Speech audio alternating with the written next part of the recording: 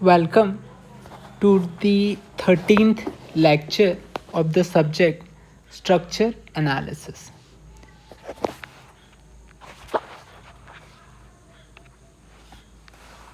Okay, so in the last class, we were talking about one concept that is called fixing end moment, है ना. Basically इसका मतलब क्या है कि फिक्स बीम में आप किस तरह से मोमेंट के रिएक्शन कैलकुलेट कर सकते हैं. तो ऐसा कहा गया था कि आप कुछ सेट ऑफ फॉर्मूलाज को याद कर लीजिए फॉर सेट ऑफ कंडीशंस के लिए, है ना. ये इसलिए ज़रूरी है ताकि हम आगे के मेथड्स को डील कर पाएँ, है ना. बस इतना ही हमने लास्ट क्लास में किया था. सो एक उस पर एक क्वेश्चन भी देखा था कि किस तरीके से आप कैलकुलेट कर सकते हैं. ओके, सो अभी जो हमें स्टार्ट करना है that is called moment distribution method, है ना. तो थोड़ा सा इसका रफ आइडिया ले लेते हैं कि मोमेंट डिस्ट्रीब्यूशन मेथड क्या है. जनरल आइडिया के लिए आप समझ लीजिए कि moment distribution for a civil engineer बहुत इम्पॉर्टेंट है, फॉर ए स्ट्रक्चरल इंजीनियर काफ़ी इम्पॉर्टेंट मेथड है ना. क्यों इम्पॉर्टेंट मेथड है? क्योंकि इससे आप काफ़ी कठिन क्वेश्चन सॉल्व कर सकते हैं. कठिन का मतलब क्या है कि जिनकी डिग्री ऑफ इनडिटर्मिनेसी ज़्यादा है ना, उनको भी आप मोमेंट डिस्ट्रीब्यूशन मेथड से सॉल्व कर सकते हैं. इसलिए ये मेथड एक्चुअल में काफ़ी इम्पॉर्टेंट है ना. ये जो मेथड है ये बेसिकली आपको डेवलप किया था. इट वाज डेवलप्ड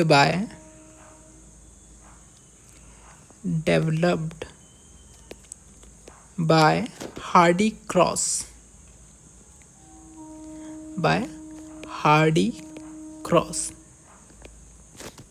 इन 1932, है ना. आज़ादी के कुछ सालों पहले, है ना, लगभग 15 साल पहले ये मेथड डिस्कवर किया था हार्डी क्रॉस ने. So Hardy Cross was a scientist, है ना. जो साइंटिस्ट भी नहीं कहा जाना चाहिए इन्हें. Basically he was a civil engineer जिनका स्पेशलाइजेशन था स्ट्रक्चर, मतलब जो एमटेक में स्ट्रक्चर होता है उससे रिलेटेड ये इंजीनियर थे. हार्डी क्रॉस नाम था इनका. ये बेसिकली स्टूडेंट थे आपके MIT के. MIT वर्ल्ड का बेस्ट इंजीनियरिंग कॉलेज है इन कैम्ब्रिज USA, है ना. सो ये वहीं इनका बैकग्राउंड था. तो इन्होंने ये मेथड डिस्कवर किया. सो इस मेथड को समझने से पहले कि क्यों इसका नाम मोमेंट डिस्ट्रीब्यूशन है ना, क्यों डिस्ट्रीब्यूशन ऐसा नाम है, ये आप समझ जाएंगे. हालांकि अगर आप रफ आइडिया देखें यहाँ पे, तो यहाँ पे मोमेंट की बात की जा रही है. और लास्ट लेक्चर में आपने एक्चुअल में जो याद किया था वो क्या किया था, है ना. फिक्स एंड मोमेंट्स की वैल्यूज याद करी थी, है ना. ये याद इसीलिए किया था आपने ताकि आप यहाँ पे इन मोमेंट्स का डिस्ट्रीब्यूशन कर सकें, है ना. कैसे कर सकते हैं आप, इसको आप थोड़ा समझेंगे, है ना. उसके लिए कुछ आपको बेसिक टर्म्स याद करने पड़ेंगे या समझने पड़ेंगे, है ना. तो पहला जो आपका बेसिक टर्म है यहाँ पे मैं इस तरीके से लिख देता हूँ. इसमें जो आपका कॉन्सेप्ट, पहला कॉन्सेप्ट मान लेते हैं इसको, ये है आपका carry over moment. Carry over moment, है ना. शॉर्ट फॉर्म में आप COM बोल सकते हैं इसको. तो क्या मतलब है कैरी ओवर मोमेंट का? कि कैरी ओवर मोमेंट का मतलब है it is the value of moment developed it is the value of moment developed at other end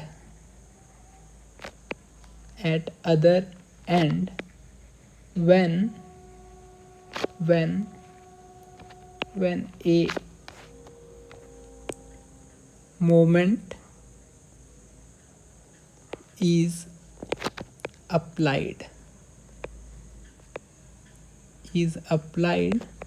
on okay दूसरे साइड मोमेंट के, तो ऑन अदर साइड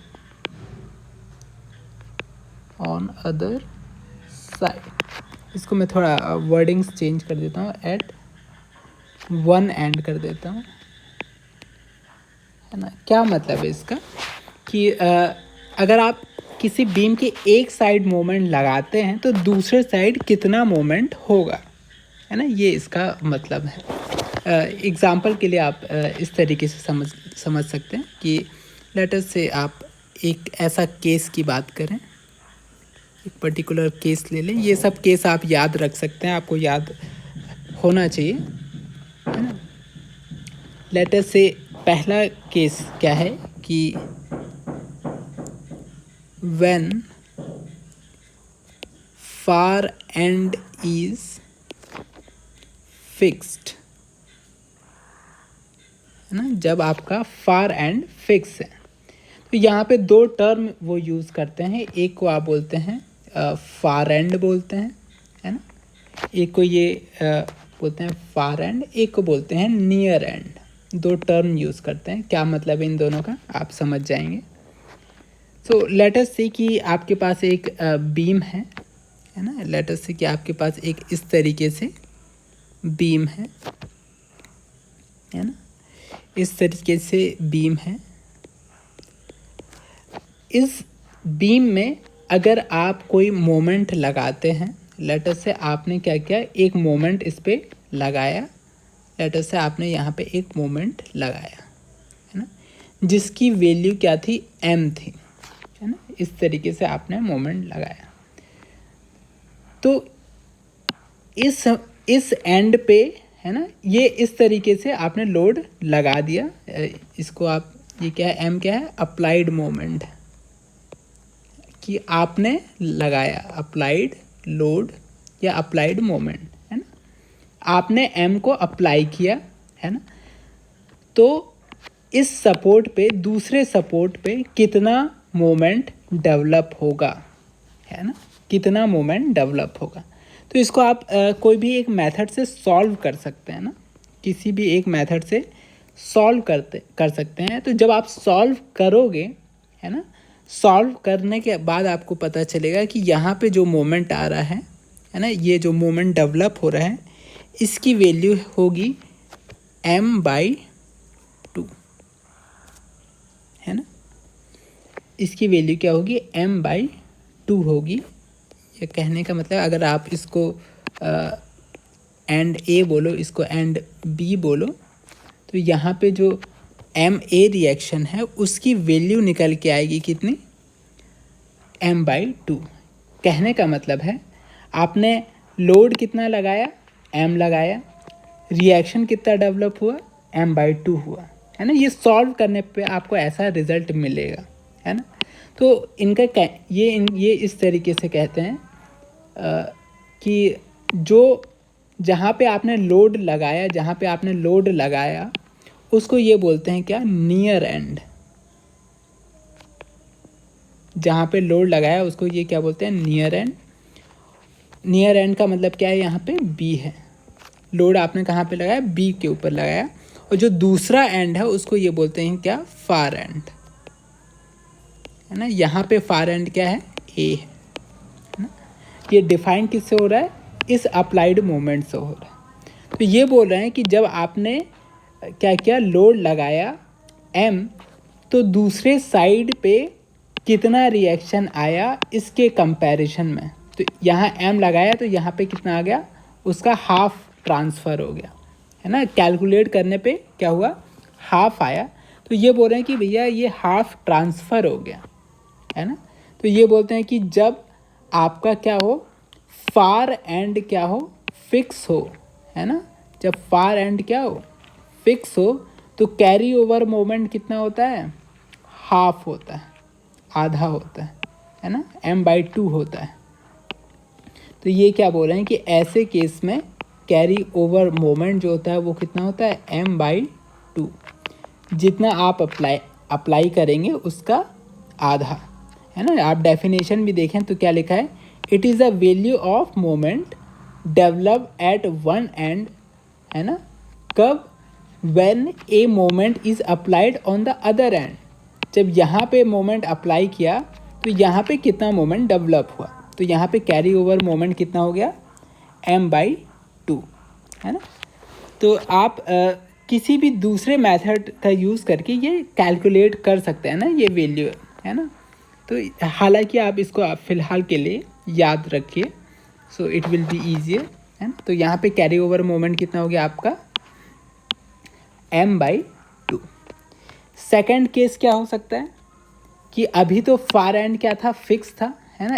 इस वाले एंड की बात नहीं हो रही है, सिर्फ इस एंड पे फोकस किया जा रहा है ना। तो अगर ये अभी क्या था आपका, फिक्स था, अगर इसी को आप क्या कर दें, चेंज कर दें, है ना, इसको चेंज करके क्या कर दें, केस 2 आप लिख सकते हैं कि जब फार एंड क्या हो, when far and is hinged, जब फार एंड क्या हो आपका, हिंज हो, है ना।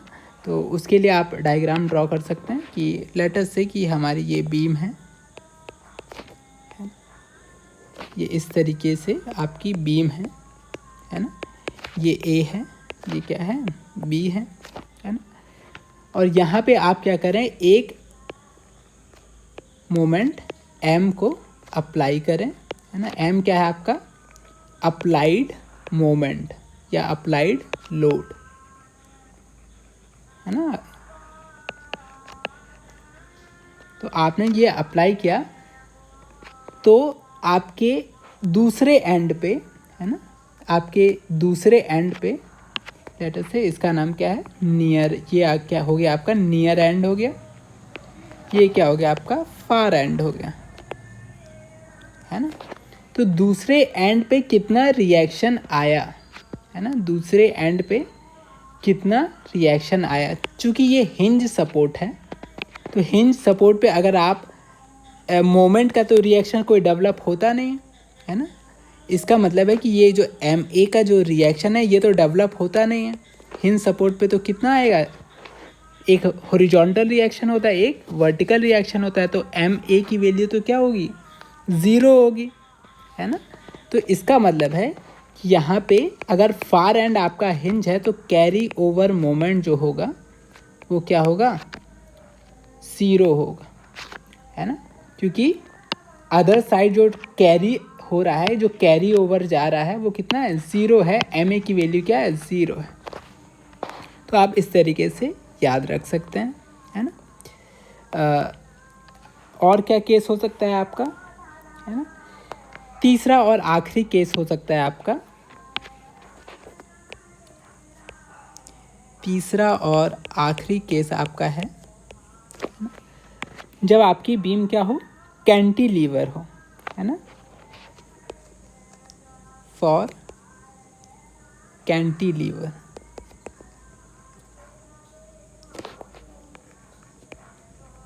और कैंटिलीवर कंडीशन, कैंटिलीवर कंडीशन का मतलब क्या है, कैंटिलीवर बीम कैसी होती है आपकी, इस तरीके से होती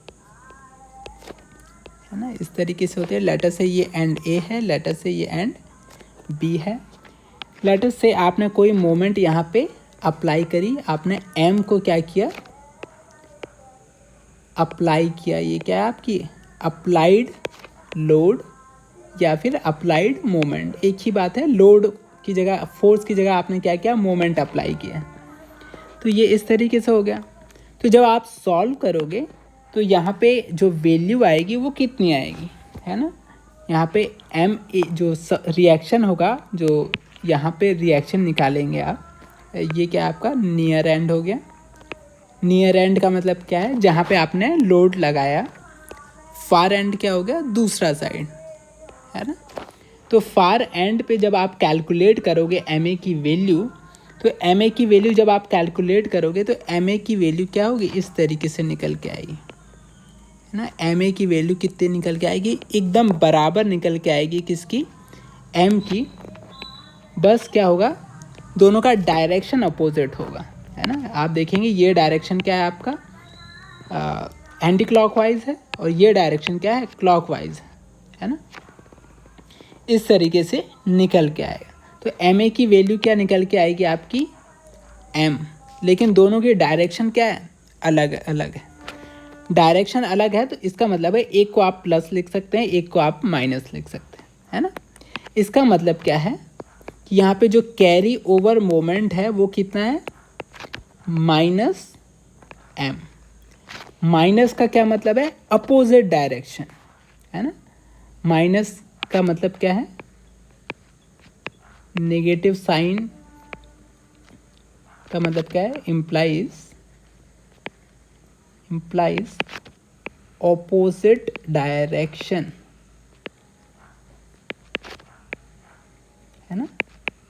जो आपने लोड लगाया, लोड आपने कौन सा इस डायरेक्शन में लगाया, तो इधर क्या होगा, ऑपोजिट डायरेक्शन में आएगा। अगर आप मोमेंट ऐसा लगाते, है ना, तो ये एम ए की डायरेक्शन क्या होती, ऑपोजिट आती, है ना।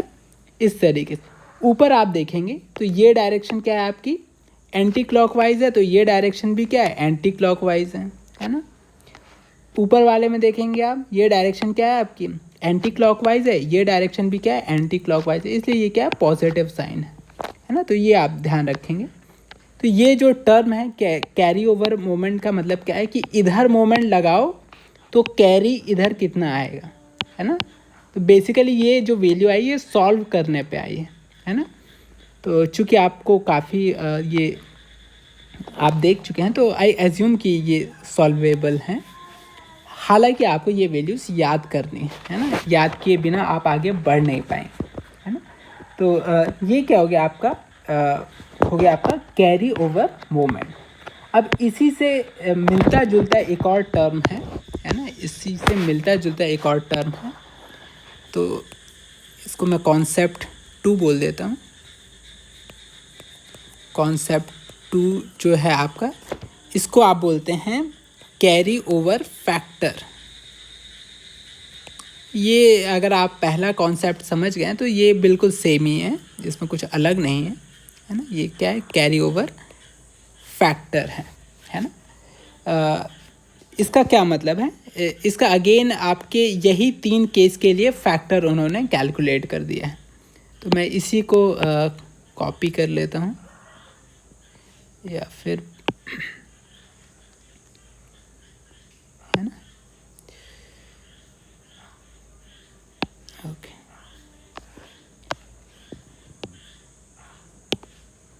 इसी को मैं यहाँ लिख देता हूँ। तो कैरी ओवर फैक्टर का मतलब क्या है, इसको बेसिकली आप जिस टर्म से यूज़ करते हैं इसको आप बोलते हैं COF, कैरी ओवर फैक्टर।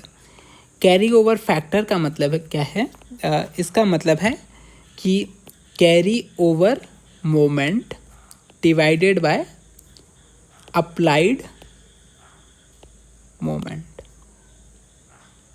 ये एक इस तरीके का फ्रैक्शन है ना, जिसको आप कैरी ओवर फैक्टर बोलते हैं। तो पहले केस के लिए अगर आप कैरी ओवर फैक्टर निकालें, है ना, कैरी ओवर फैक्टर निकालें, तो फर्स्ट में कैरी ओवर मोमेंट की वैल्यू कितनी है, तो यहाँ आप देख पाएंगे कितनी है, m/2 है ना।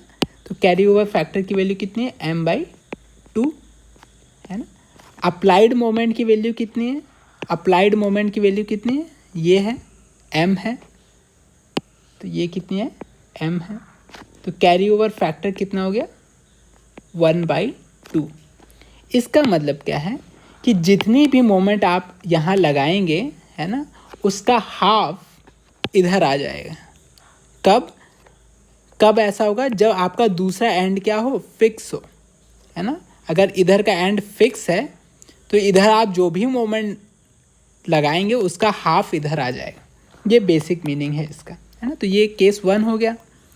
आप के सिमिलरली केस 2 के बारे में भी बात कर सकते हैं, है ना। ओके, सो केस 2 के बारे में बात करें, है ना। सो केस 2 के बारे में आप कैरी ओवर फैक्टर निकाल सकते हैं। कैरी ओवर फैक्टर क्या होगा, COM divided by applied moment, है ना। तो यहाँ पे COM कितना है, 0 है। कैरी ओवर अप्लाइड मोमेंट कितना है, M है। तो यहाँ पे फैक्टर कितना हो गया, 0 हो गया। इसका मतलब क्या है कि अगर आप यहाँ जितने भी मोमेंट लगाएंगे उसका इधर जो ट्रांसफ़र होगा वो कितना होगा, 0 होगा, है ना। जैसे इधर का हाफ ट्रांसफ़र हो रहा था, है ना, हाफ ट्रांसफ़र हो रहा था, अब क्या होगा, 0 होगा। तो आप देखेंगे MA की वैल्यू क्या है, 0 है ना। तो ये इस तरीके से ये कैरी ओवर फैक्टर हो गया। तीसरे केस के लिए भी निकाल लेंगे,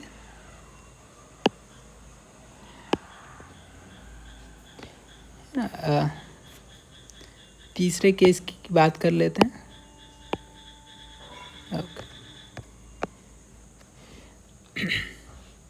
तो तीसरे केस के लिए कैरी ओवर फैक्टर आप निकाल लेंगे, है ना। कैरी ओवर मोमेंट कितना है, -M। अप्लाइड मोमेंट कितना है आपका, अप्लाइड मोमेंट कितना है, M, है ना। वैल्यू निकालेंगे तो क्या आ जाएगी, -1। इसका मतलब है जो भी मोमेंट आप यहाँ पे अप्लाई करेंगे उसका माइनस टाइम्स, है ना, बस उसमें क्या है, माइनस का मतलब क्या है, ऑपोजिट साइन से इधर वैल्यू आ जाएगी, है ना। ये इसका सिंपल मीनिंग। तो कैरी ओवर फैक्टर कितना हो गया, -1। तो आपको ये वैल्यूज़ याद रखनी पड़ेंगी। 3 वैल्यूज़ हैं। कौन कौन सी 3 वैल्यूज़ हैं आपकी, कि जब फार एंड फिक्स हो तो carry over factor half, far and hinge हो कैरी ओवर फैक्टर कितना हो गया, 0, है ना। जब आपका क्या है, कैंटिलीवर कंडीशन है तो कैरी ओवर फैक्टर कितना होगा, -1, है ना। ये जो फैक्टर्स हैं कई बार एग्ज़ाम्स में डायरेक्टली भी पूछा करते हैं वो लोग, तो भी आपको ये याद रखने पड़ेंगे, है ना। सो ये हो गया आपका सेकंड कॉन्सेप्ट। अब आगे बढ़ते हैं, है ना। थर्ड कॉन्सेप्ट की बात करते हैं। आई होप आप समझ रहे हैं बात, सिंपल सी बातें हैं, है ना। थर्ड कॉन्सेप्ट की बात करते हैं। तो थर्ड कॉन्सेप्ट जो है इसको आप बोलते हैं क्या, इसको आप बोलते हैं स्टिफनेस फैक्टर। स्टिफनेस फैक्टर, है ना। स्टिफनेस फैक्टर का क्या मतलब होता है कि इसका बिल्कुल वही मतलब है जो आप बचपन से पढ़ते आ रहे हैं, है ना। जो आप, अगर आपको इधर मैं रफ आइडिया दे देता हूँ, जब आपके सामने एक स्प्रिंग आती थी, है ना, स्प्रिंग आती थी जिस पे अगर आप कोई लोड लगाएं F, है ना, तो आप उसका इक्वेशन लिखते थे F = K डॉट डेल्टा, और K को आप क्या बोलते थे, स्टिफनेस बोलते थे, है ना।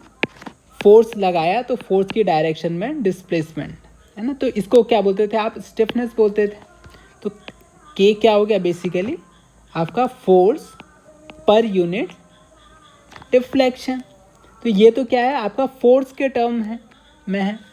लेकिन फोर्स की जगह ये अगर आपकी स्प्रिंग क्या होती, इस तरीके की स्प्रिंग ना होके कैसी स्प्रिंग होती है आपकी, मोमेंट वाली स्प्रिंग होती है ना। अगर आपकी ऐसी स्प्रिंग होती, है ना, इस तरीके की स्प्रिंग होती, और इस स्प्रिंग में आप कोई मोमेंट M लगाते तो क्या होता, इसमें कुछ थीटा आता। तो यही इक्वेशन कैसे मॉडिफाई हो जाता है, अगर आपको नहीं पता है तो लेट मी टेल यू। आपका जो इक्वेशन होता है वो इस तरीके से मॉडिफाई हो जाता है ना। M फॉर मोमेंट, ये थीटा क्या आपका रोटेशन है ना। बेसिकली थीटा का मतलब क्या है, स्लोप है या रोटेशन है। तो अगेन जो स्टिफनेस का मतलब क्या है, M डिवाइडेड बाय थीटा। तो ये डिपेंड करता है कि आप फोर्स अप्लाई कर रहे हैं या मोमेंट अप्लाई कर रहे हैं, है ना, इस तरीके से। तो चूँकि हम अभी क्या है सिर्फ मोमेंट्स की बात करें, तो हमारे लिए गाइडिंग क्या है, ये वाला फॉर्मूला है।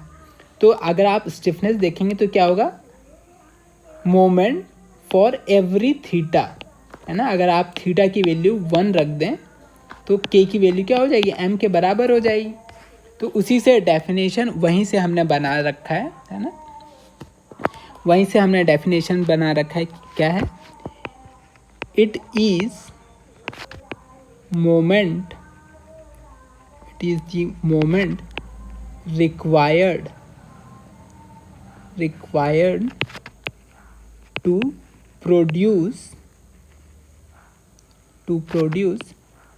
यूनिट रोटेशन, है ना।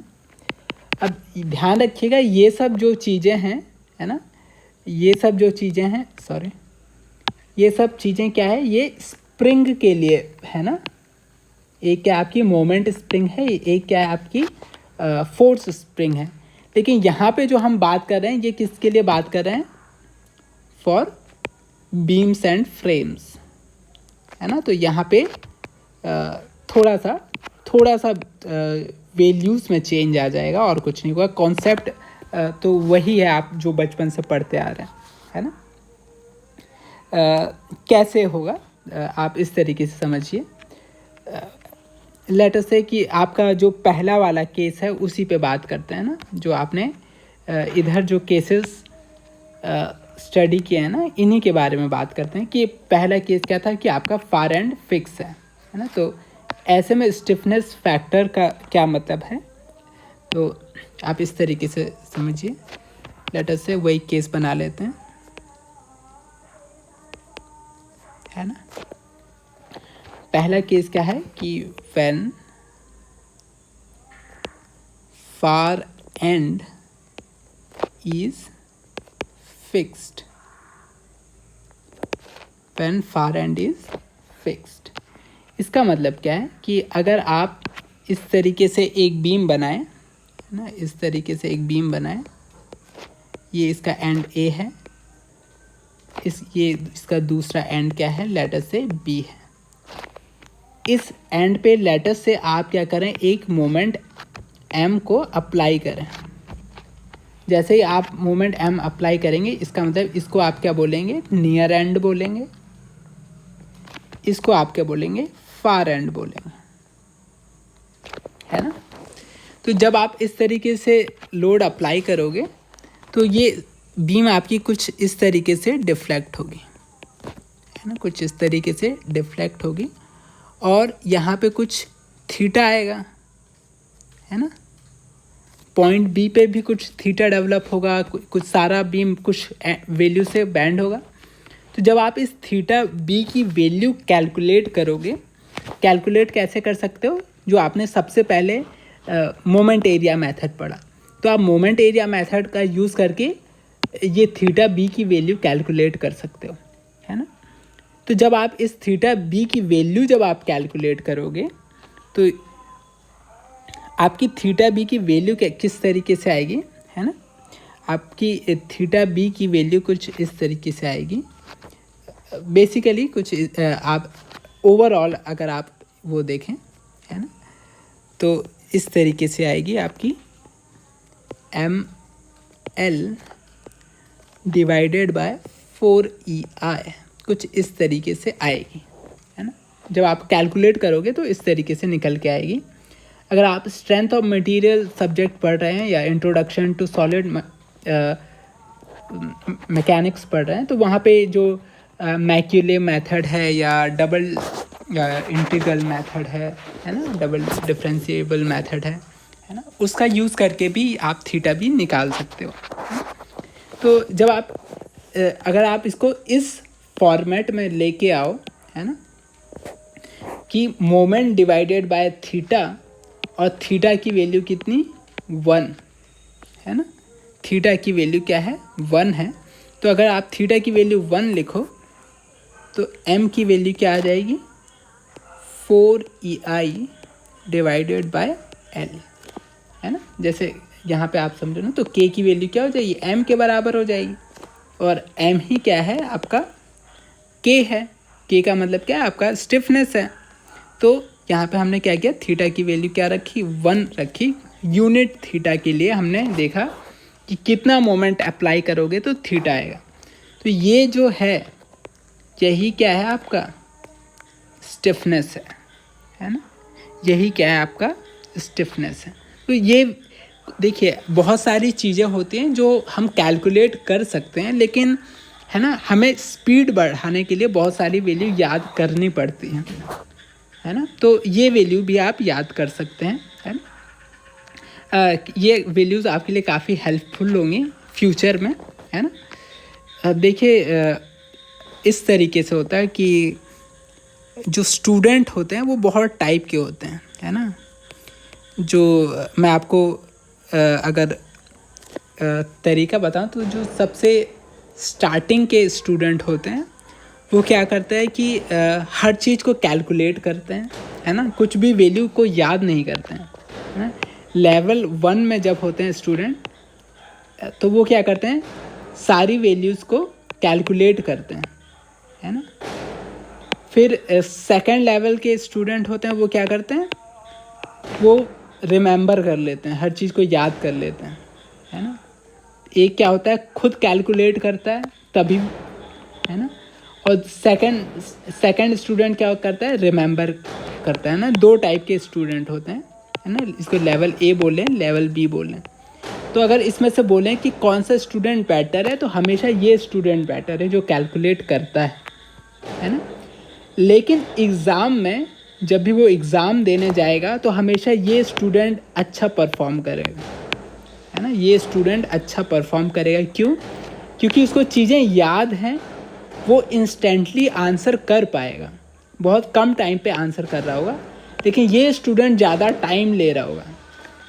लेवल ए का स्टूडेंट के पास नॉलेज ज़्यादा है ना, नॉलेज ज़्यादा है तो ये लाइफ में अच्छा करेगा। लेकिन लेवल बी वाला जो स्टूडेंट है वो एग्ज़ाम में अच्छा करेगा, है ना।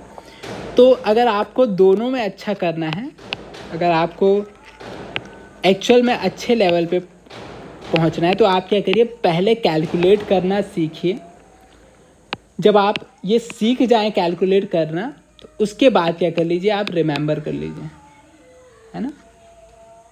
तो आप दोनों जगह अच्छा परफॉर्म कर पाएंगे, आप एग्ज़ाम में भी अच्छा परफॉर्म कर पाएंगे, आप कंफ्यूज भी नहीं रहेंगे, आप लाइफ में रियल प्रॉब्लम्स के साथ भी अच्छा कर पाएंगे, है ना। तो इसलिए मैं बोल रहा हूँ कि आप मोमेंट एरिया मेथड यूज़ करिए या डबल इंटीग्रेशन मेथड यूज़ करिए और इन वैल्यूज़ को खुद कैलकुलेट करिए, है ना। हालांकि मैं आपसे रिक्वेस्ट कर रहा हूँ कि आप याद भी कर लीजिए, है ना, क्योंकि हमें टाइम भी बचाना है ना। तो ये हो गया आपका पहला केस। सो आगे बढ़ते हैं, सेकंड केस की बात करते हैं, है ना। सेकंड केस की बात करते हैं। सेकंड केस क्या है आपका, when far and is hinge. Far and क्या है आपका, हिंज है। सो बीम ड्रॉ कर लेते हैं, है ना। तो ये कुछ इस तरीके की बीम है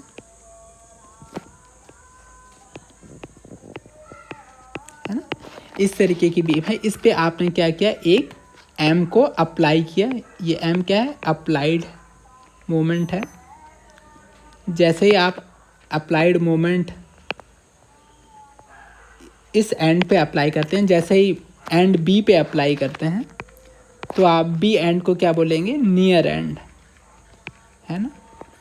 और दूसरा एंड क्या हो जाएगा आपका, फार एंड, है ना। तो आप जब इस बीम पे मोमेंट अप्लाई करते हैं और डिफ्लेक्टेड शेप देखते हैं, है ना, इस तरीके से डिफ्लेक्टेड शेप जब आप ऑब्ज़र्व करते हैं और थीटा कैलकुलेट करते हैं कहाँ पे, यहाँ पे, तो लेटर से ये क्या है, थीटा बी है। आप एक मेथड का यूज़ करिए और थीटा बी को कैलकुलेट करिए, है ना। थीटा बी को कैलकुलेट जब आप करेंगे तो ये कुछ इस तरीके से निकल के आएगा, डिवाइडेड बाय 3 है ना। थीटा की वैल्यू अगर आप 1 रखें तो एम की वैल्यू क्या होगी आपकी, 3EI/L है ना, m की वैल्यू इस तरीके से हो जाएगी। तो ये क्या है आपका स्टिफनेस हो गया, है ना, ये आपका स्टिफनेस हो गया। तो इस तरीके से आप इसको भी याद कर लीजिए। ये आपका सेकंड केस है। तीसरा और आखिरी केस के बारे में बात करें, है ना। तीसरा आखिरी केस क्या है कि जब आपका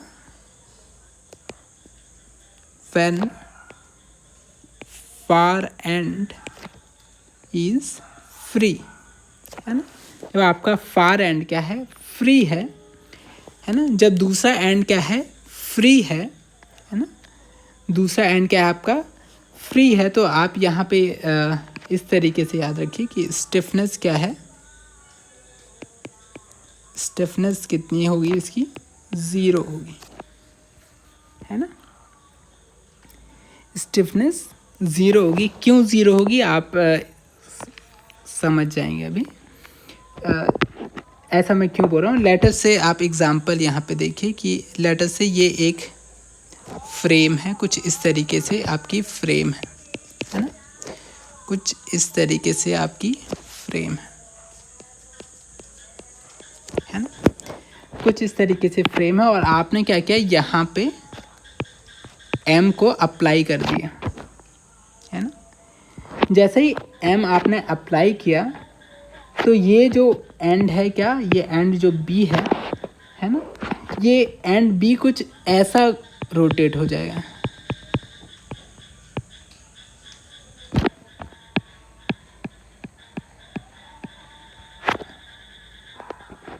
आपका एंड कुछ इस तरीके से यहाँ पे आ जाएगा, है ना। तो आप देखोगे कि ये जो एंड है इसमें क्या है, नो बेंडिंग आई ही नहीं। इसका मतलब क्या है कि जब आप इस पे थीटा बी कैलकुलेट करोगे तो उसकी वैल्यू क्या आएगी, 0 आएगी, है ना, उसकी वैल्यू क्या आएगी, 0 आएगी, है ना।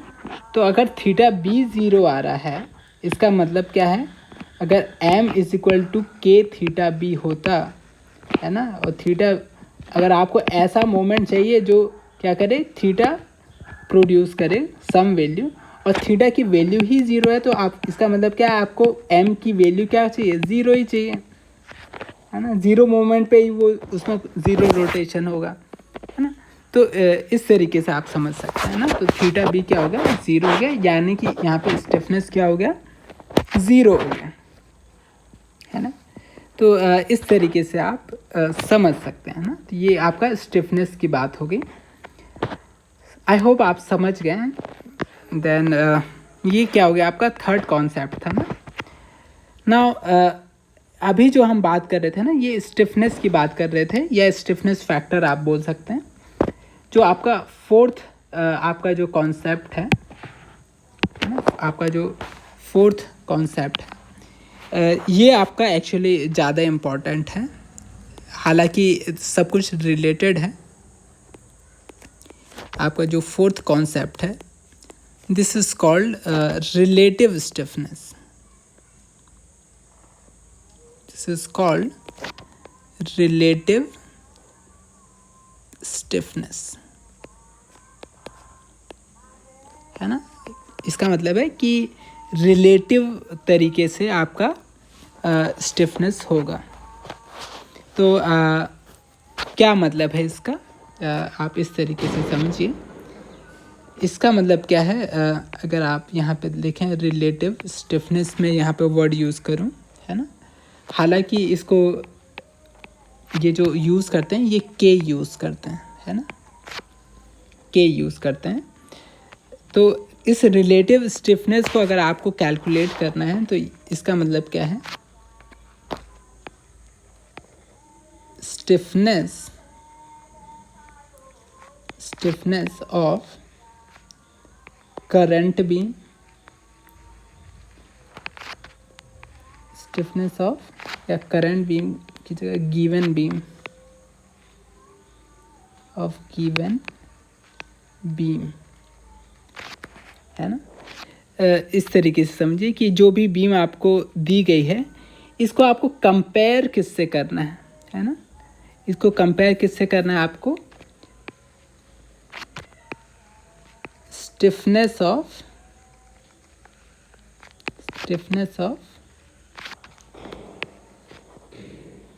फार एंड फिक्स्ड, है ना। फार एंड फिक्स्ड कंडीशन से आपको कंपेयर करना है। क्या मतलब है इसका, आप इस तरीके से समझिए।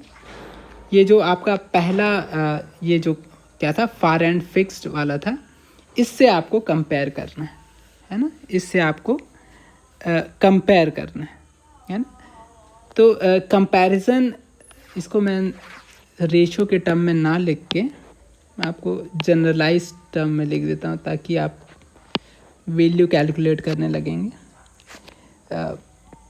या फिर मैं आपको समझा देता हूँ, उसके बाद मैं इसको हटाऊँगा, है ना। तो आप इसको पहले केस 1 को समझिए, है ना। इसको मैं कॉपी कर लेता हूँ,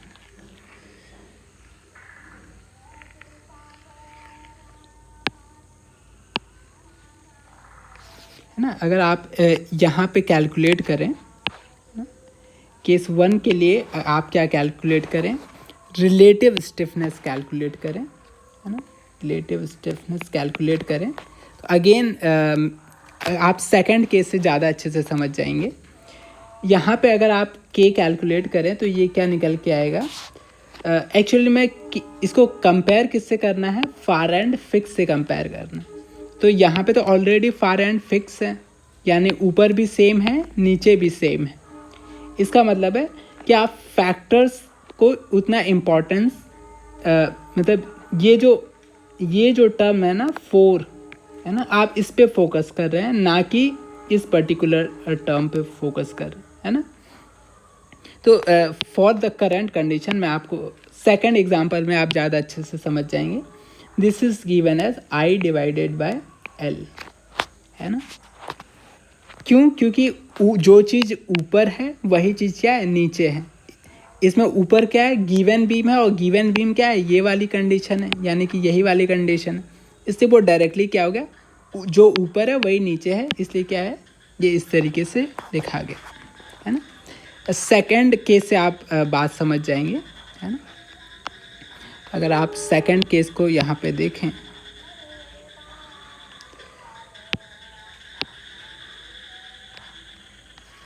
है ना, सेकंड केस को अगर आप यहाँ पे देखें, ओके, तो सेकंड केस में अगर आप देखें तो ऊपर क्या है, गिवन बीम क्या है, जिसमें फार एंड क्या है, हिंज है ना। और इसको कंपेयर किससे करना है, इस वाले कंडीशन से करना है ना, इस वाले कंडीशन से करना है। तो अगर आप इधर पलट के देखें, है ना, जब फार एंड फिक्स है तो यहाँ पे क्या था, फैक्टर 4 था, और यहाँ पे फैक्टर क्या है, 3 है ना। तो जब आप इसका रेशियो निकालोगे तो आपको क्या दिखेगा, 3/4 दिखेगा, है ना, 3/4 दिखेगा। तो उसी चीज़ को अगर यहाँ पे आप कैलकुलेट करोगे, है ना, यहाँ पे आप कैलकुलेट करोगे तो ये आपको निकल के आएगा 3/4 I/L, है ना। ये 3/4 कैसे आ रहा है, आई होप आप समझ रहे हैं, है ना? तो ये जो मैंने ऊपर ये जो फ्रैक्शन लिखा है, ये इसका मतलब फ्रैक्शन नहीं है ना। ये एक्चुअल में फ्रैक्शन नहीं, ये क्या है, समझाने के लिए मैंने लिखा है कि इसको कंपेयर किससे करना है, फार एंड फिक्स से कंपेयर करना है ना। सिमिलरली अगर आप तीसरा केस देखते हैं तो तीसरा केस के लिए भी मैं कॉपी कर लेता हूँ। तो इसमें तो कोई प्रॉब्लम है नहीं कि जब तीसरा केस तो क्या है, 0 है, तो 0 में तो कोई इशू है होगा ही नहीं अपन को, है ना। So we can write here third case, है ना। थर्ड केस के लिए आप के कैलकुलेट करेंगे तो के क्या निकल के आएगा, 0 निकल के आएगा। क्यों, स्टिफनेस इज 0 है ना। तो इसको मैं यहाँ से हटा देता हूँ, है ना। तो अब मैं इसको यहाँ पे अब करेक्ट कर देता हूँ, है ना। अब आप एक्चुअल डेफिनेशन देखिए। तो रिलेटिव स्टिफनेस का सही मतलब क्या है कि it is ratio of moment of inertia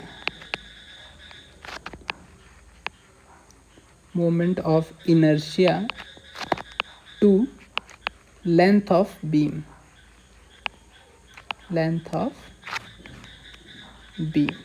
है ना।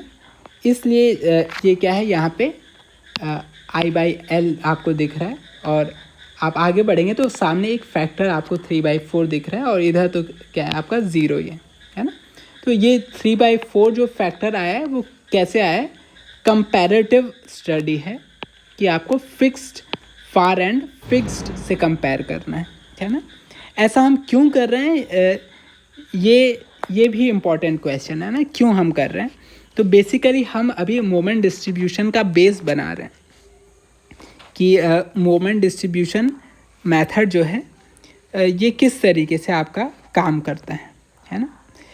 आप यहाँ पे आपको बहुत आसानी होगी जब मैं आपको एक क्वेश्चन समझाऊंगा। लेट अस से मैं आपको एक क्वेश्चन समझा देता हूँ, है ना। ये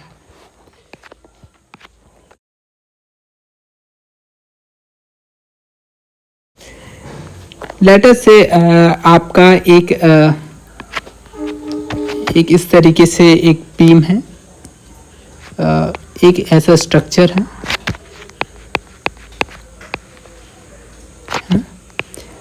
ऐसा एक स्ट्रक्चर है ना, ऐसा एक स्ट्रक्चर है।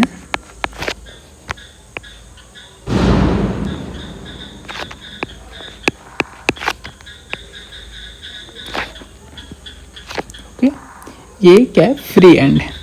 लेट अस से इनका कुछ नाम रख देते हैं। लेट अस से इसका नाम A है, इसका नाम B है, इसका नाम C है, इसका नाम D है, इसका नाम E है ना।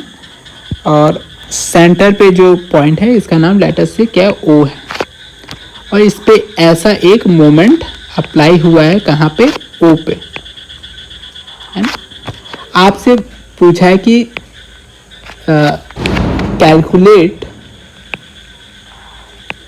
Calculate value of MA,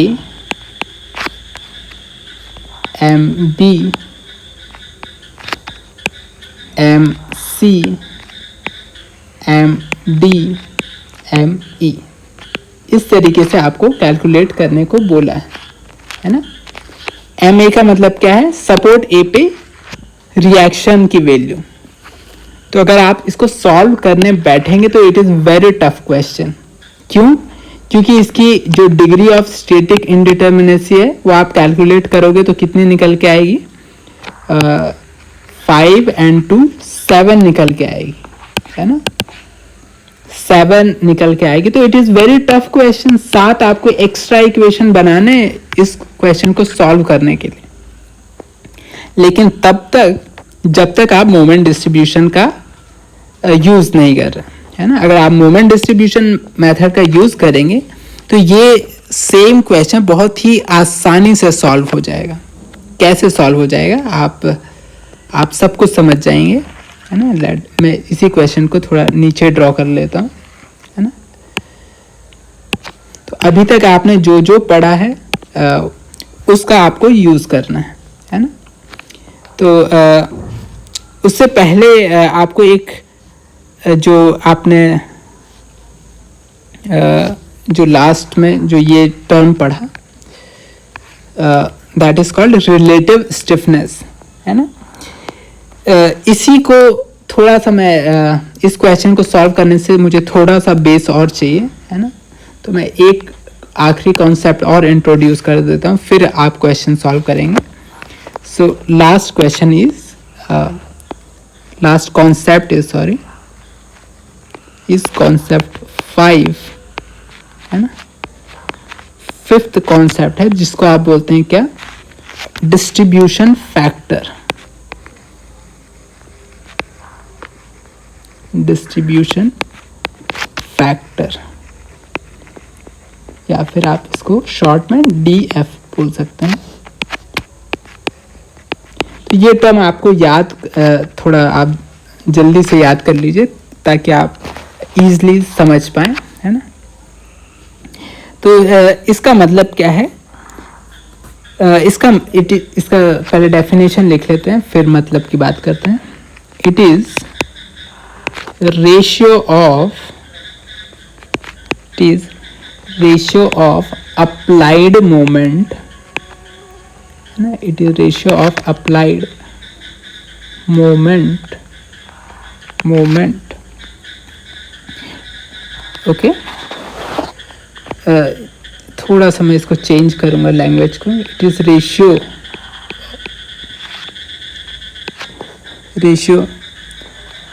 in which applied moment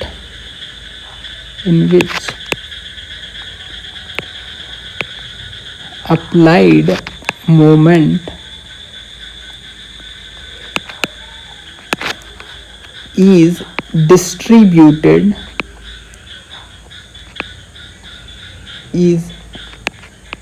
distributed to various moments meeting at a point, to various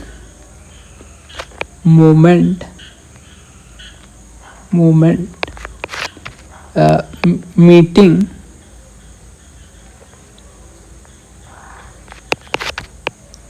at a joint, है ना। इसका क्या मतलब है, इसका मतलब मैं आपको समझा दे रहा हूँ। पहले तो इसको वैल्यू आप कैलकुलेट करना सीख लीजिए। DF का मतलब क्या होता है कि K divided bye all case, है ना, सब्मेशन ऑफ K, है ना, लेटर, या फिर KI आप बोल लीजिए, यहाँ पे KI कर लीजिए, है ना। तो DF का मतलब ये होता है। तो इसको हम क्वेश्चन से समझते हैं कि, तो आप जल्दी समझ जाएंगे, है ना। इसी क्वेश्चन से समझते हैं इसका क्या मतलब है। ये जो टर्म है आपका डिस्ट्रीब्यूशन फैक्टर, है ना, इससे आप इसका मतलब क्या है कि डिस्ट्रीब्यूट कैसे हो रहा है ना। कहने का मतलब है ये जो आपने M यहाँ पे अप्लाई किया है ना, एक लोड आपने अप्लाई किया है जिसकी वैल्यू है M, तो ये M इस पोर्शन में कितना आया, सिर्फ इतने पोर्शन में कितना आया, सिर्फ इतने पोर्शन में कितना आया, है ना, या फिर जो आपका OC है ये कितना इसका पार्ट बियर करेगा। लेट अस से M की वैल्यू 100 है ना, तो ये AO 100 में से कितना लेगा, क्या 20 लेगा या 50 लेगा या 80 लेगा, कितना लेगा, ये होता है कि आपका डिस्ट्रीब्यूशन, है ना। और वो जो कितने रेशियो से डिस्ट्रीब्यूट होता है ये होता है आपका डिस्ट्रीब्यूशन फैक्टर, है ना। फॉर एग्जांपल लेट अस से अगर आप AO की बात करें, है ना, AO मेंबर की बात करें, तो इसका अगर आपको डिस्ट्रीब्यूशन फैक्टर निकालना है तो डिस्ट्रीब्यूशन फैक्टर क्या होता है आपका K divided by sum of K, और K क्या होता है आपका I बाई L जब फार एंड क्या हो, फिक्स हो, और 3/4 I बाई L जब फार एंड क्या हो, हिंज हो। यहाँ पे सारे K आप कैलकुलेट कर लीजिए, है ना। लेट अस से यहाँ पे मैं कैलकुलेट कर देता हूँ। लेट अस से यहाँ पे मेंबर लिख लीजिए आप, जो आपके मेंबर का नाम लिख लीजिए। लेट अस से मेंबर है आपका AO, है ना। यहाँ पे AO का K की वैल्यू क्या होगी, आपका नियर एंड कौन सा है जहाँ पे लोड अप्लाई हुआ है, AO की बात कर रहे हैं ना। नियर एंड कौन सा हो गया आपका O हो गया, फार एंड क्या हो गया A हो गया। तो फार एंड क्या है, फिक्स है। जब फिक्स है तो यहाँ पे ये क्या होता है I डिवाइडेड बाय L, है ना। लेटर से ये जो मेंबर है AO, इसकी मोमेंट ऑफ जो इनर्शिया है वो I है ना। और लेटर से इसकी लेंथ 3 मीटर है ना, लेट अस से इसकी 2 मीटर, लेट अस से इसकी 7 मीटर, ये इस सब की वैल्यू आई है ना। फिलहाल के लिए हम आई कर देते हैं, बाद में आप आगे देखेंगे जिसमें चेंज हो रहा होगा। 5 मीटर है और इसकी लेटर से 1 मीटर है और वैल्यू क्या है आई है ना। तो ये क्या हो गया, आई बाई एल हो गया है ना। तो एल की वैल्यू कितनी होगी यहाँ पे है ना, आई की एल की वैल्यू कितनी होगी, 3 होगी है ना। तो ये ए ओ का हो गया। सिमिलरली क्या है आपका बी ओ है ना। तो इसके लिए नियर एंड कौन सा हो गया, ओ हो गया, जहां पे हमने लोड अप्लाई किया। फार एंड क्या हो गया, हिंज सपोर्ट हो गया। तो फार एंड क्या हो गया आपका, हिंज हो गया। तो फार एंड हिंज में क्या होता है, 3/4 आई बाई एल। आई एल कितना है इसका, 2 मीटर, तो आई बाई 2 है ना। और कौन सा ओ से जोड़ा है, तो सी जोड़ा है ना। तो तीसरा क्या है, सी ओ। सी ओ कौन सा है आपका, near and, far end fix, that means I by L. तो आई कितना हो गया ये, एल कितना हो गया आपका 7 मीटर, तो ये क्या हो गया आपका 7 हो गया। और क्या है आपका ओडी है या फिर डी ओ है। तो इसमें क्या है, फार एंड क्या है आपका, फार एंड क्या है आपका फ्री है ना। यहाँ पे ना हिंज है ना फिक्स है, फ्री है। फ्री के लिए के कितना होता है, 0 होता है। तो यहाँ पे आपने क्या कर दिया, 0 कर दिया है ना। लास्ट क्या बच गया आपका, ओ ई हो गया है ना। लास्ट क्या हो गया आपका ई ओ हो गया है ना। इसमें फार एंड क्या है, हिंज है ना। लेंथ कितना है 1 मीटर, तो I by 3/4 times I divided by 1 metre. तो ये क्या हो गया आपका के हो गया है ना। समेशन ऑफ के निकाल लीजिए, सारे इन सारी वैल्यूज को ऐड कर दीजिए। तो आप कैलकुलेटर का यूज़ करिए, बिना कैलकुलेटर के तो इसको करना काफ़ी कठिन होगा। मोमेंट डिस्ट्रीब्यूशन मेथड आप बिना कैलकुलेटर के लिए सॉल्व करना पॉसिबल नहीं है। सो 1/3 plus 3 divided by 8 plus 1 divided by 7 plus 3 divided by 4. So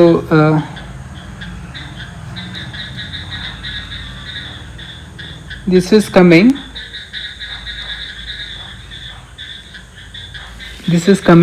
1.6. इसको फ्रैक्शन में चेंज कर सकते हैं.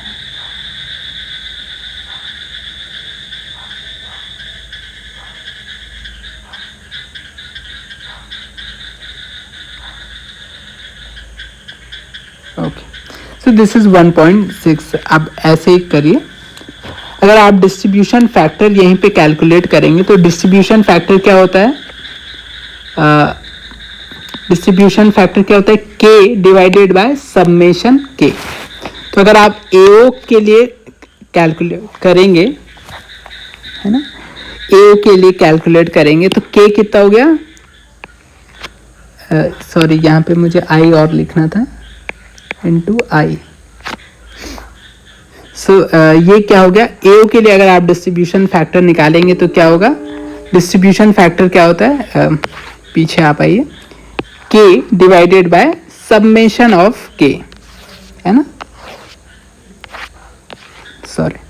सो एओ के लिए ये के क्या हो गया 1/3, टोटल कितना हो गया 1.6. तो ये क्या हो गया आपका I/3 डिवाइडेड बाय 1.6 आई है ना. तो अगर आप इसको कैलकुलेट करेंगे ये कितना होगा 1 डिवाइडेड बाय 3 डिवाइडेड बाय 1.6. तो ये वैल्यू निकल के आई 0.21 है ना. सिमिलरली आप बाकी मेंबर्स के लिए भी कैलकुलेट कर सकते हैं. अगर आप बीओ के लिए भी कैलकुलेट कर सकते हैं है ना, इसके लिए डिस्ट्रीब्यूशन फैक्टर कैलकुलेट कर सकते हैं. तो ये क्या हो गया आपका 3/8 आई डिवाइडेड बाय 1.6i है ना, इसको आप कैलकुलेट कर सकते हैं। 3 डिवाइडेड बाय 8 है ना, divided by 1.6, so this is 0.23। इसका क्या मतलब, ऐसे करके आप सारे मेंबर्स के लिए कैलकुलेट कर सकते हैं, है ना। फिलहाल हमारा टारगेट समझना है ना, तो मैं आपको पहले समझा देता हूँ ताकि आप ट्रैक से ना भटक जाएं। तो इस 0.21 का मतलब क्या है या 0.23 का मतलब क्या है? इसका मतलब ये है कि अगर आप इस स्ट्रक्चर को देखेंगे, है ना, तो ये जो टोटल m है ना, ये टोटल m है, ये किस तरीके से एक्चुअल में ब्रेक होगा कि जो आपका मेंबर क्या है AO है, उसमें जो आपको दिखेगा वो कैसा दिखेगा 0.21m। अगर आप सिर्फ AO पोर्शन को देखेंगे, है ना, कि m का सिर्फ 0.21 टाइम्स AO जो मेंबर है, AO मेंबर है, उस पे इस एंड पे जो डिस्ट्रीब्यूट हो रहा है ना, डिस्ट्रीब्यूशन फैक्टर जो आप निकाले हैं वो क्या है, इस इतना है 0.21m है। अगर आप BO में देखें तो ये कितना है 0.23 है। इसका मतलब क्या है कि जो आपका BO पोर्शन है इस पे जो आ रहा है वो कितना है 0.23m आ रहा है ना। सिमिलरली आप CO के लिए भी कैलकुलेट कर सकते हैं ना, तो मैं यहाँ पे कैलकुलेट कर लेता हूँ। तो ये कितनी होगा आपका I/7 डिवाइडेड बाय 1.6i है ना। This is 1 divided by 7 divided by 1.6, so this is around 0.09। Okay, then DO की वैल्यू तो डिस्ट्रीब्यूशन फैक्टर कितना आएगा 0 ही आएगा, कैलकुलेट करने की ज़रूरत नहीं है ना। देन लास्ट क्या है आपका EO है, तो इसका डिस्ट्रीब्यूशन फैक्टर आप कैलकुलेट कर सकते हैं। सो 3 divided by 4 divided by 1.6, this is 0.47। तो आपने क्या किया 3i/4 डिवाइडेड बाय 1.6i है ना, सो दिस इज अराउंड 0.47। क्या मतलब है सारे का? इसका मतलब क्या है आपका जो आपका CO है ना, CO में जो यहाँ पे जो मोमेंट आ रहा है वो कितना आ रहा है 0.09m आ रहा है ना, 0.09m आ रहा है। इस वाले में जो वैल्यू आ रही है वो क्या आ रही है 0m आ रही है ना। तो यहाँ पे मैं इसको लिख ही नहीं रहा हूँ, है ना। सो और जो आपका लास्ट जो पोर्शन है EO, उसमें फैक्टर क्या है 0.47 है ना। तो यहाँ पे जो वैल्यू आ रही है आपकी कितनी आ रही है 0.47m है ना, इस तरीके से आ रही है। तो अगर आप देख पा रहे हैं, है ना, तो ये जो बहुत सारी वैल्यूज निकल के आई हैं ये बहुत आसानी से निकल आई अगर आपको ये फैक्टर्स याद हैं, है ना। आपको ये फैक्टर्स याद हैं तो बहुत आसानी से आप कैलकुलेट कर पा रहे हैं, है ना। इसलिए याद करना बहुत ज़रूरी है ना। हालांकि सारी वैल्यूज़ को आप खुद कैलकुलेट कर सकते हो, है ना। अगर आप इन सारे फैक्टर्स को ऐड करोगे तो कितना आना चाहिए 1 ही आना चाहिए, है ना। तो आप वेरीफाई भी कर सकते हो ना। अगर आप ये देखो ये सब, इस सब का मतलब क्या है कि अगर आपने m ऐसे लगाया तो इतने पोर्शन में ये m कैसे डिस्ट्रीब्यूट हो गया, है ना, कैसे डिस्ट्रीब्यूट हो गया वो आपने निकाला डिस्ट्रीब्यूशन फैक्टर से। उसकी वैल्यू क्या है 0.21। तो इस तरीके से आपने कैलकुलेट कर लिया, है ना। नाउ अगर आप इस पे एक और कॉन्सेप्ट जोड़ दो, कौन सा, कैरी ओवर फैक्टर का, जो आपने यहाँ पे सीखा था, है ना। अगर आप देखें जो आपका कैरी ओवर फैक्टर का जो आपने सीखा था, कैरी ओवर फैक्टर क्या था कि इधर m लगाओ तो इधर कितना आएगा, है ना। जब फार एंड फिक्स होता है तो कैरी ओवर कितना हो जाता है, आधा आ जाता है ना। कितना आ जाता है, आधा आ जाता है, हाफ आ जाता है। तो अगर आप सेम चीज को यहाँ भी अप्लाई करो, है ना, सेम चीज को यहाँ भी अप्लाई करो कि अगर आपने क्या किया यहाँ पे 0.21 लगाया और फार एंड क्या है आपका फिक्स है, इसका मतलब इस मोमेंट का आधा क्या आ जाएगा, यहाँ आ जाएगा, है ना। इसका मतलब है जब आप कैलकुलेट करोगे तो यहाँ पे जो मोमेंट आ रहा होगा वो कितना आएगा, 0.21 m का आधा, जो बेसिकली कितना होगा 0.105 m, है ना। इस तरीके से आप कैलकुलेट कर सकते हो, है ना। इसका मतलब ये वैल्यू क्या आपकी ma है। सिमिलरली आप इस एंड पे भी बात कर सकते हो। तो यहाँ पे कैरी ओवर फैक्टर जब फार एंड हिंज होता है तो कैरी ओवर फैक्टर कितना होता है, 0 होता है, तो कोई प्रॉब्लम ही नहीं है। तो यहाँ पे एम बी की वैल्यू क्या होगी, 0 होगी, एम बी की वैल्यू क्या होगी, 0 होगी। और आप चेक भी कर सकते हैं कि क्या है, ये आपका हिंज सपोर्ट है, हिंज सपोर्ट पे मोमेंट कितना होता है, 0 होता है, तो एम बी की वैल्यू तो 0 आनी ही थी। क्या इसमें कैलकुलेट करने की जरूरत नहीं, आप डायरेक्टली लिख सकते हैं, है ना। सिमिलरली सपोर्ट सी पे आप देखेंगे, है ना, आप सपोर्ट सी पे देखेंगे तो सपोर्ट सी पे अगर आप देखेंगे, है ना, सपोर्ट सी पे देखेंगे, सपोर्ट सी भी क्या है आपका फिक्स है, far end fix, carry over factor कितना है, हाफ है, आधा है। तो यहाँ पे जो मोमेंट लगा है उसका आधा यहाँ आएगा, यहाँ कैरी ओवर होगा, है ना। तो इसको आप कैलकुलेट कर सकते हैं, है ना। यहाँ पे आप कैलकुलेट कर सकते हैं कि ये जो वैल्यू ऑफ एम सी है वो कितनी होगी, 0.09 m का हाफ होगी, दैट मीन्स 0.045 m होगी। तो आप डायरेक्टली कैलकुलेट कर पा रहे हो, है ना। तो इस तरीके से आप चीज़ों को बहुत आसानी से कैलकुलेट कर पाओगे, है ना। तो सिमिलरली आप ई पे भी कर सकते हैं, डी पे भी कर सकते हैं। मेरा जो बेसिक टारगेट था वो क्या था, ये समझाना कि ये मोमेंट का डिस्ट्रीब्यूशन कैसे होगा, है ना। डिस्ट्रीब्यूशन का मतलब क्या है, आपने यहाँ पे m लगाया, हर एक मेंबर में कैसे डिस्ट्रीब्यूट हो गया, तो सर ऐसे डिस्ट्रीब्यूट हो गया, है ना। और इधर कैरी कितना आया, इधर कैरी कितना आया, तो वो आपने कैरी ओवर फैक्टर से कैलकुलेट कर लिया, है ना। तो इस तरीके से मोमेंट डिस्ट्रीब्यूशन मेथड काफ़ी कठिन क्वेश्चन के लिए, जिनका डिग्री ऑफ इनडिटर्मिनेसी हाई है ना, उनको भी बहुत आसानी से सॉल्व किया जा सकता है। इसलिए this is very very good method, है ना। So I hope this is sufficient. और काफ़ी मुझे लगता है थोड़ा अगर आप ध्यान नहीं देंगे तो इसमें काफ़ी कंफ्यूजन हो जाता है लोगों को, है ना।